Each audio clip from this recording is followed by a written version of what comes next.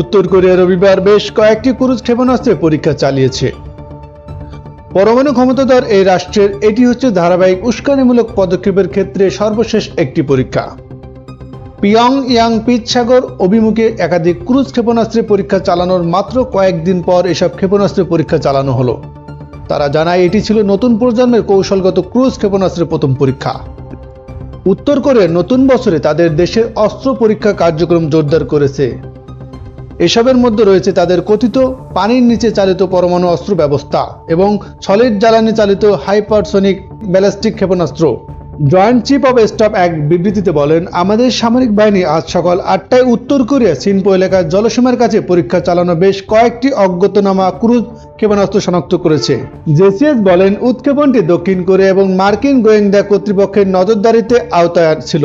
বিবৃতিতে আরও বলা হয়, উত্তর কোরিয়ার সামরিক তৎপরতা তারা নিবিড়ভাবে পর্যবেক্ষণ করেছে।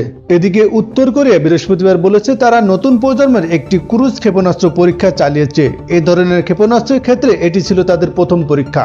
উত্তর কোরিয়ার সরকারি বার্তা সংস্থা KCNA জানায়, পরীক্ষাটি ছিল অস্ত্র ব্যবস্থার ক্রমাগত হালনাগাদ করার একটি প্রক্রিয়া।